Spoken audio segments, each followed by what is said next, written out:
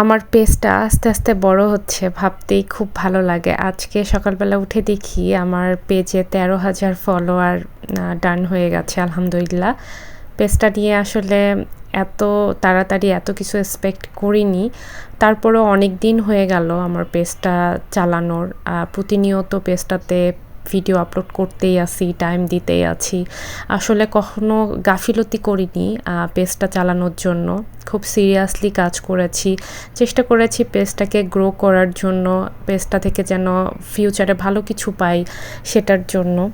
তো প্রতিনিয়ত হচ্ছে আসলে ভিডিওগুলো আলহামদুলিল্লাহ খুব ভালো ভিউ হচ্ছে, সেখান থেকে ফলোয়ার গেইন হচ্ছে। যারা যারা আমার সঙ্গে পেজ খুলেছিল বা যারা আমার পরিচিত, তাদের অনেকেই আছে যে পেজে এখনও হতাশ, যারা কাজ করতে পারতেছে না বা কাজ করেও ভিউ হচ্ছে না।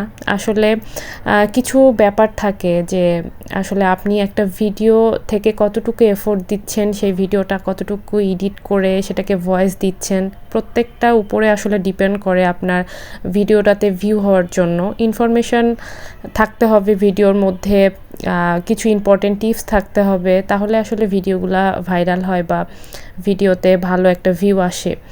কারণ একটা নর্মাল অডিয়েন্সই আপনার বুঝতে পারবে যে আপনার ভিডিওটাতে আপনি কতটুকু পরিশ্রম করেছেন, কতটুকু এফোর্ট দিয়েছেন। সেখানে ফেসবুক তো অবশ্যই বুঝতে পারবে যে আপনি এই ভিডিওটা আসলে কতটুকু এফোর্ট দিয়েছেন বা ভিডিওটা কতটুকু ভিউ হওয়ার যোগ্য। তো আমিও আসলে সত্যি কথা বলতে আমি কখনোই এমনভাবে পেজ চালাইনি যে মানে কোনো রকম চালিয়ে যাওয়ার মতো পেজ চালাইনি।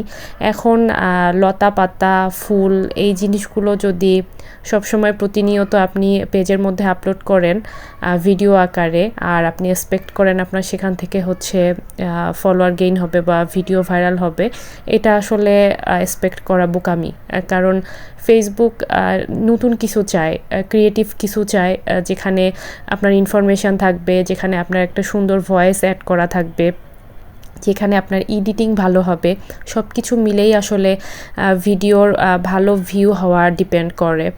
তো আপনারা যারা আছেন এখনও হচ্ছে পেজ নিয়ে হতাশ, তারা অবশ্যই কাজ করবেন, আর অবশ্যই ধৈর্য ধরতে হবে, অনেক ধৈর্য ধরতে হবে।